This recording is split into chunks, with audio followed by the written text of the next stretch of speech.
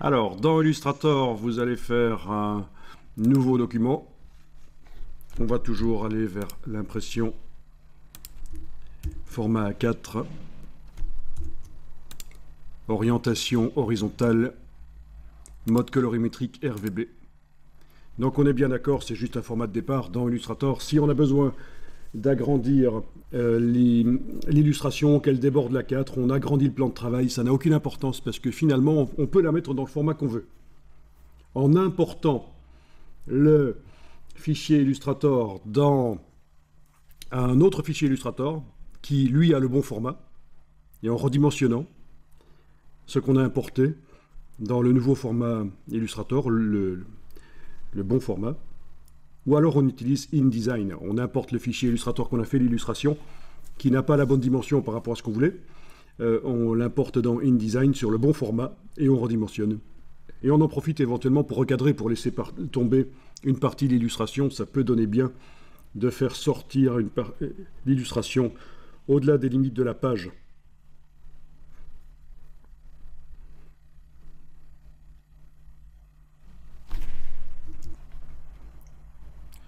Voilà, donc j'y reviendrai à ce système vraiment de se libérer du format de départ. Voilà, on me demande de faire une affiche format A2. Eh bien, je fais l'illustration très librement dans Illustrator, sans trop me soucier du format final. Et après, je me soucie du format final quand l'illustration est faite. Bon. Évidemment, si c'est un format vertical A2 ou horizontal A2, je peux, quand je fais l'illustration, en tenir compte, évidemment. Mais disons qu'il ne faut pas commencer à mesurer les centimètres. Voilà, si on dépasse le format A2 ou si l'illustration est finalement beaucoup plus petite qu'un format A2, ce n'est pas grave. Donc ça, j'y reviendrai parce que c'est super important vraiment pour se libérer de ça. Donc ça, c'était la petite parenthèse pendant que je crée le document ici. Donc je vais cliquer sur Créer. Barre, non, qu'est-ce que je dis, touche majuscule, touche Shift, enfoncé, brièvement j'enfonce la touche tabulation, je me suis débarrassé des palettes de droite. Touche F, je passe plein écran. Donc avec la barre d'espacement, je peux bouger dans la fenêtre, avec Alt roulette, je zoome en avant, en arrière, voilà.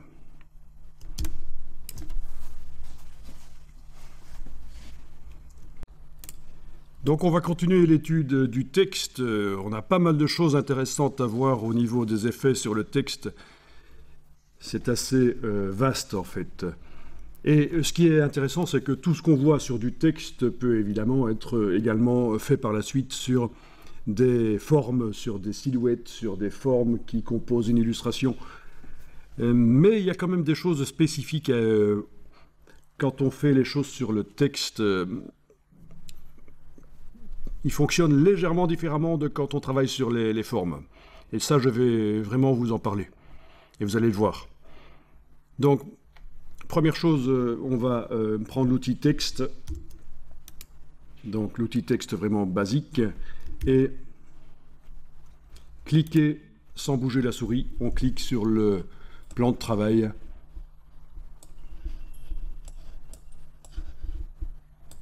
Donc, on va agrandir ça avec l'outil de transformation manuelle. Poignée du coin, touche Shift enfoncé, je lâche le bouton de la souris, puis la touche Shift.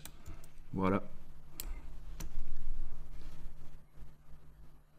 Avec l'outil texte, vous allez taper un petit mot. Vous tapez un petit mot. Voilà.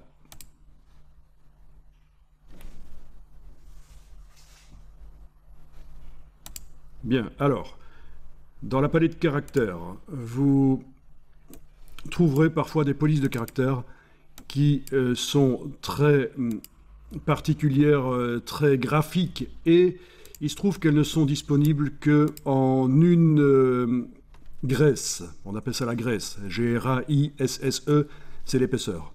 Alors, je vais tester celle-ci, par exemple, que vous n'avez sans doute pas. Mais c'est juste pour vous montrer. Après, vous pourrez faire ce qu'on va faire sur n'importe quelle police. Même une police qui a de la graisse, c'est pas un problème. Alors, celle-ci, Apple Chancery. Oui, donc typiquement, une police très dessinée, très graphique, et le créateur de la police n'a pas prévu de faire une version en italique, donc une version penchée, une version grasse italique. Non, dans les variantes ici, il n'y a rien d'autre.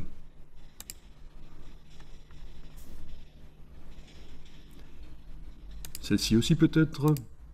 Oui. Celle-ci n'est disponible qu'en light. Elle fait assez années 80, celle-là. Donc je vous disais, toujours des références culturelles avec les polices. On ne choisit pas les polices n'importe comment. Enfin voilà, vous avez vu le principe.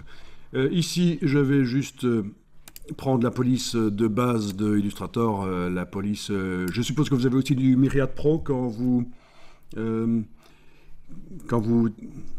c'est du Myriad Pro, voilà, qui est disponible en différentes graisses, pas mal de graisses différentes. Mais on va la prendre en régulier pour l'exercice. Voilà, donc une chose à faire ici, c'est dans la palette caractères, pendant que la ligne est sélectionnée, dans la palette caractères, vous allez demander optique, déjà pour arranger un peu les espacements entre les caractères. Voilà. Donc le texte, je vais le mettre là au-dessus. Et avec la flèche noire, en enfonçant la touche Alt, je vais le dupliquer et je vais continuer le travail sur cette version-ci.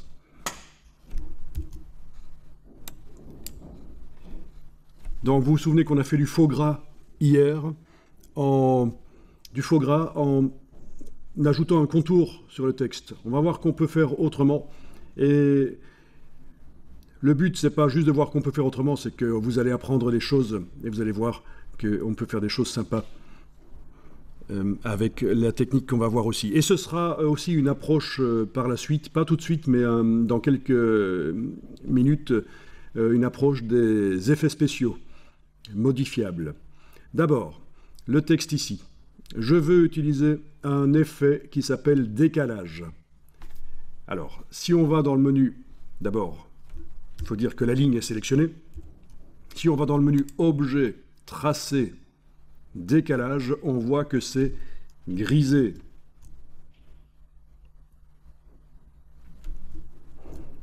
Il n'y a qu'un seul truc qui est accessible ici, c'est nettoyage. Intéressant, je vous le dis au passage, ça n'a rien à voir avec un effet qu'on met sur un objet.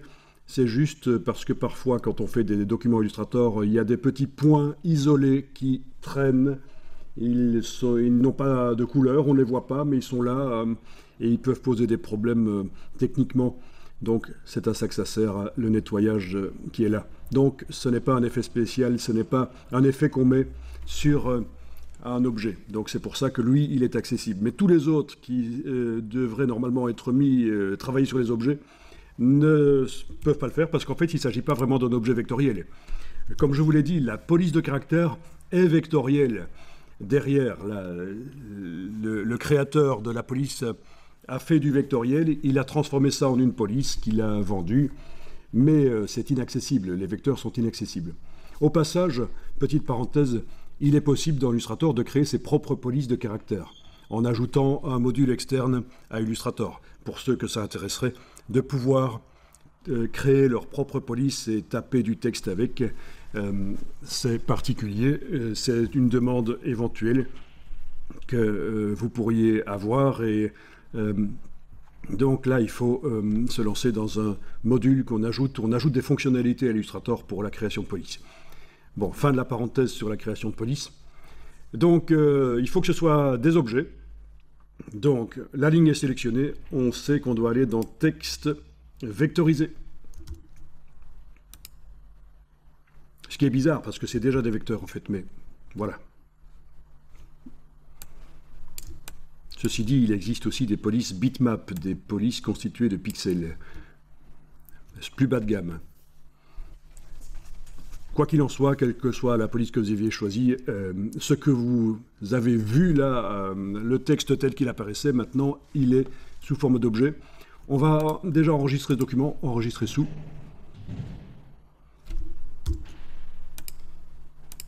Donc, je vais appeler ça texte décalage-01.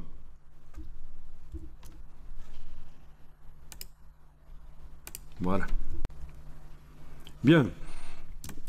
Alors, on va essayer maintenant objet tracé décalage. Ben oui, tout est accessible. Donc, objet tracé décalage. Et là, vous avez une fonctionnalité où vous pouvez taper autre chose que le 3,5 mm qui est là. Par exemple, je vais indiquer 1, touche tabulation pour valider. Voilà. On voit que ça épaissit le caractère. Donc, si votre caractère, ce n'était pas le cas de ce caractère-ci, mais imaginons que c'est un caractère graphique, il n'a pas de variante gras, ou alors il a une variante gras mais pas assez gras, vous voulez de l'extra gras, extra bold, voilà comment vous allez pouvoir mettre du gras. Mais, bien sûr, on a dû vectoriser, donc si on doit changer le texte, c'est foutu, c'est plus une police de caractère, on ne sait plus avec l'outil texte les modifier. Bien, une fois que vous avez vu ça, vous pouvez cliquer sur OK. Voilà, et vous avez obtenu donc directement un objet épaissi.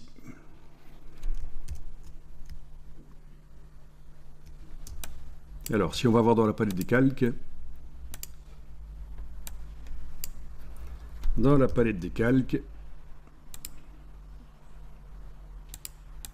ça c'est mon mot qui est là au-dessus, modifiable, sur le dessus de ma page. Et ça c'est ce qu'on a obtenu des tracés transparents. Alors ce qui est particulier, c'est que sous la version épaissie, on a une version pas épaissie en fait.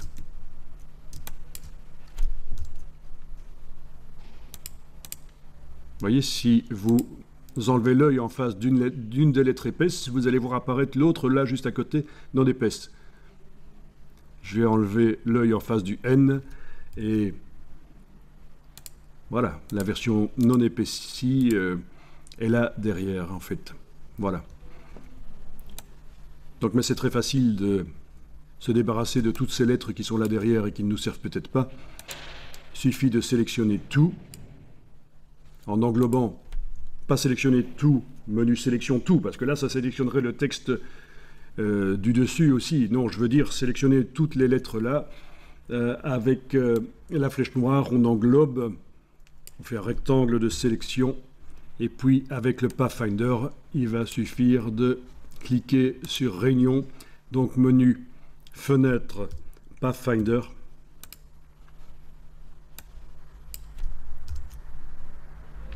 Réunion ici, et voilà. Il y a du coup beaucoup moins d'objets. Tous les objets qui se superposaient ont été attachés ensemble. Voilà, beaucoup moins d'objets. On n'a plus que notre lettre grasse. Parfait. Vous allez pouvoir enregistrer ça. 02.